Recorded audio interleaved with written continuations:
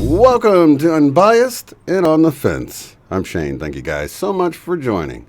Well, in my recent talk, presentation in Ketchum, Idaho at the Mandela Effect Conference, I brought up the parable of the sower, and I don't think I did it any justice because I was trying to make the connection with what I saw the Mandela Effect changes, the messages within the Mandela Effect changes being little revelations of truth, like no fruit in Fruit Loops, and our Looney Tunes, meaning our frequencies are crazy and we need to get straightened out.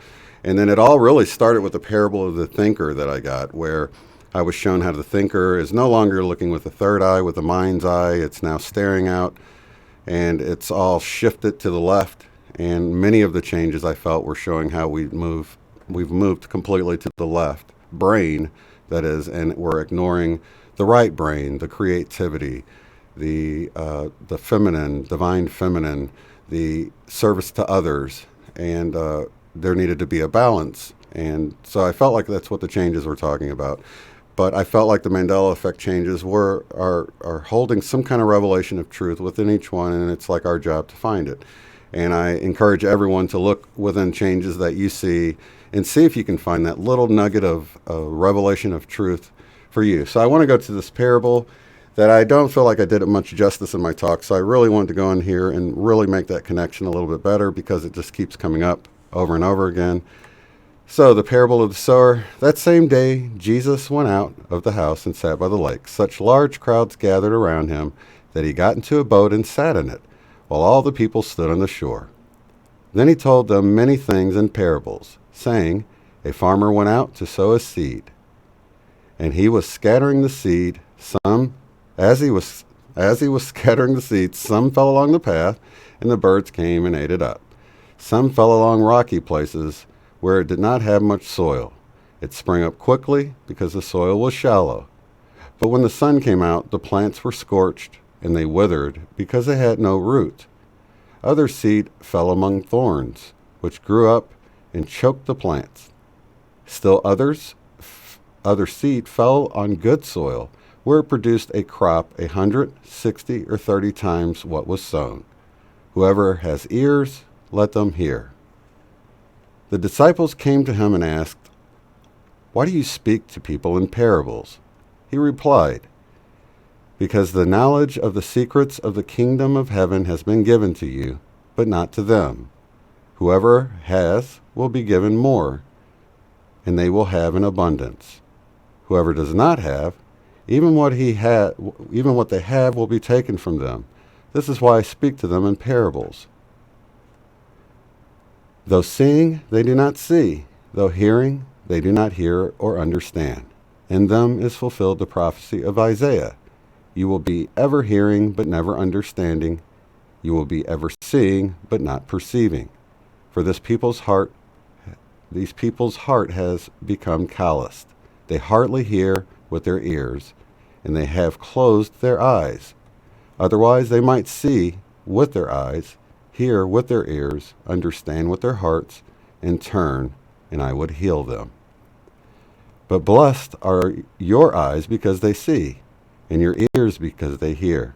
For truly I tell you, many prophets and righteous people long to see what you see, but did not see it, and to hear what you hear, but did not hear it. Listen then to what the parable of the sower means. When anyone hears the message about the kingdom and does not understand it, the evil one comes and snatches away what was sown in their heart. This is the seed sown along the path. The seed falling on rocky ground refers to someone who hears the word and at once receives it with joy. But since they have no root, they last only a short time. When trouble or persecution comes because of the word, they quickly fall away. The seed falling among thorns refers to someone who hears the word, but the worries of this life and the deceitfulness of wealth choke the word, making it unfruitful. But the seed falling on good soil refers to someone who hears the word and understands it. This is the one who produces a crop yielding 160 or 30 times what was sown. So as we see here, many times this parable is used to refer to the actual people, but as we see, the seed is actually referring to the truth or the word that's given. So now that we've established that, let's move on to the parable of the weeds. Jesus told them another parable. The kingdom of heaven is like a man who sowed good seed in his field. Remember, this is truth. But while everyone was sleeping, his enemy came and sowed weeds among the wheat and went away. When the wheat sprouted and formed heads, then the weeds also appeared. The owner's servants came to him and said, "Sir, didn't you sow good seed in your field? Where then did the weeds come from?" "An enemy did this," he said. The servants asked him, "Do you want us to go and pull them up?" "No," he answered, "because while you are pulling the weeds, you may uproot the wheat with them. Let both grow together until the harvest." Now I want to stop right here and just point out, if you've got the owner sowing good seeds of truth, and the enemy comes and sows weeds amongst the wheat, then the weeds would represent lies or distortions or untruths that were planted along with the truth. And this really goes back to what I was realizing in the beginning with the whole unbiased and on the fence idea, is that you notice that each group, each sort of worldview, whether it's science or one of the many religions, all have truths with distortions mixed in with them. Just like Jesus is talking about in this parable here, because the enemy comes along and he sows in the untruths or the distortions, and I have yet to find any worldview that does not include some distortions. Okay, so he says to leave it in there, and let's see. No, he answered, "Because while you're pulling the weeds, you may uproot the wheat with them." So they've been allowed to grow together, the lies and the truth. Okay, "At that time I will tell the harvesters, first collect the weeds and tie them in bundles to be burned, then gather the wheat and bring it into the barn." So when we look at this scripture, which, I was mind blown when I just sort of received this the other day, because it's many times it's used, you think of harvest, and it's used in churches, especially with the hellfire and brimstone preachers, that the weeds are the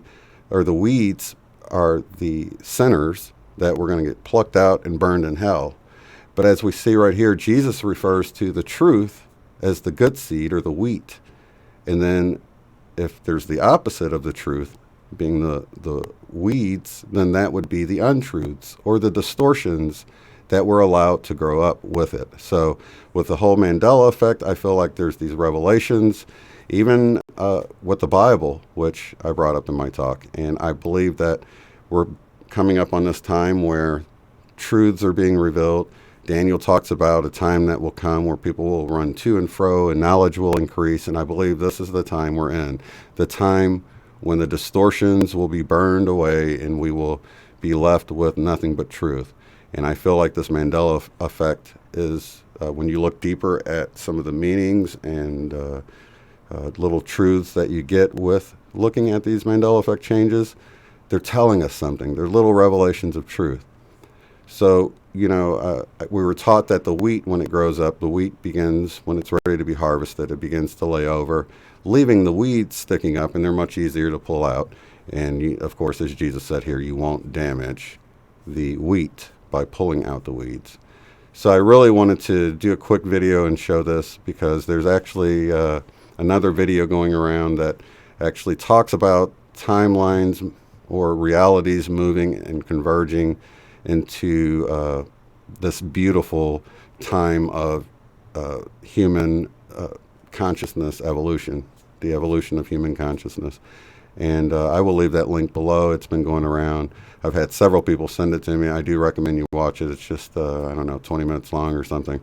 But I believe it's talking about this, and it really shows how the people that have been lying all this time have not wanted these lies to be exposed, but there's just no way of stopping it at this point. And I think this is the Mandela effect is a byproduct of that. It's telling us something. It's revealing something to us. It's a wonderful time to be alive. Things are changing and seemingly in possible ways, but it's all to the better, to just really for humans to move into this beautiful golden age that we hear so much about. So check it out, the video in the description box below. I love each and every one of you guys. We'll see you on the next one. Have a good one. If you'd like to support the work I do, go to paypal.me/UOTF. Thanks.